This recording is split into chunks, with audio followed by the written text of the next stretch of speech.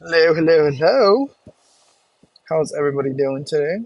I say everybody because I assume and I hope that somebody is ends up watching this. But I'm driving home. I had some stuff to take care of, and I wanted to do some Q&A. So if you have any dog-related questions that you may have a burning desire to ask, I will be more than happy to answer and talk about in great depth. But in the meantime, let's look at this. How do I flip this screen? No. Look how. Wait. We're going.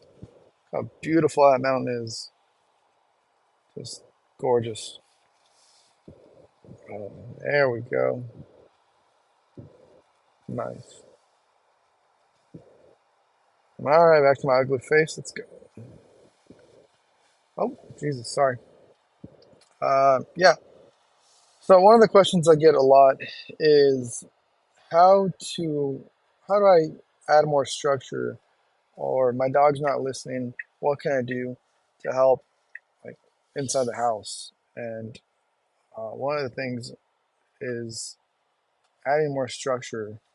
And by structure, I don't mean like, go put your dog on timeout and beating the shit out of him or her, but rather adding structure means just like you would with a kid. Or um, I tell a lot of people, like, if you have a job and you're constantly at work, or you're at work Monday to Friday, 7 to 5, that is your regular structured time, right? And without it, you would feel very weird. You might go a little crazy at first, and just go and do some shit that you weren't expecting to do, almost like a vacation at first, and then after that, you kind of just do nothing, right? And you feel kind of empty. Well, it's the same thing for dogs. They need some type of structure to look forward to, and to know that, yeah, there's rest days, and there's fun, but there will also be some type of structure within the residence and within just life in general, right? So um, for me, I like to tell them, hey, you're not allowed to go inside the house until I tell you it's okay to go inside the house. Structure means putting some type of rules inside the household, so that way they understand and they know what to abide by. Um, it also means that I, as a dog owner and dog trainer, I will 100% be like, hey, we usually go out twice a day, and that is their norm. That is part of their structure, to go out twice a day. Sometimes there'll be a structured walk at my pace. Sometimes there'll be, hey, let's go throw the ball, play, and then I'm leading up back to, hey, we're gonna go do some training, right? But there's some type of structure regardless. Like, they don't just get to free roam the house or do this or that, free eat. None of the dogs get to free feed because there's structure. You don't just free feed if you're at work, right? Sometimes there might be snacks out, but you wait till lunchtime, or you wait till this, and there's structure all behind it. So I think that is part of it. And the more structure you have, the better results you will have at home without having to correct your dog very much. It just helps keep them accountable, and also um, makes the household living a lot more fair and enjoyable for everyone, right? Because at the end of the day, you just want your dog to be able to enjoy their life, but you also want to be able to enjoy them and enjoy life at home, not being stressed out that your dog is being a little terror, a little shithead, and tearing up the walls or taking a shit on the floor. Like, that's not okay, right? Not ever is that ever okay. So, um, dang, I should go get some food. Huh? Totally off topic, but I'm really debating just fucking doing some type of fasting. Not that I need to, but it's just I probably should. I probably should just fast. Ask me why. Because them tamales really got to me last year. Uh, that double chin is just wild. But um, welcome to live chat.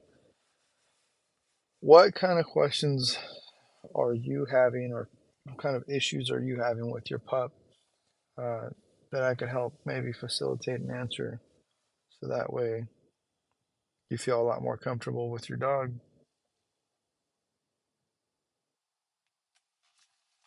So another question is, yeah, do you free feed? No, I do not. Right. Um, I don't just get the free feed, and if I do, lucky me.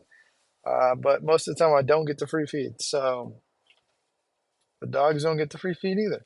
Right? There's a normal time that they get fed. It might be off by an hour,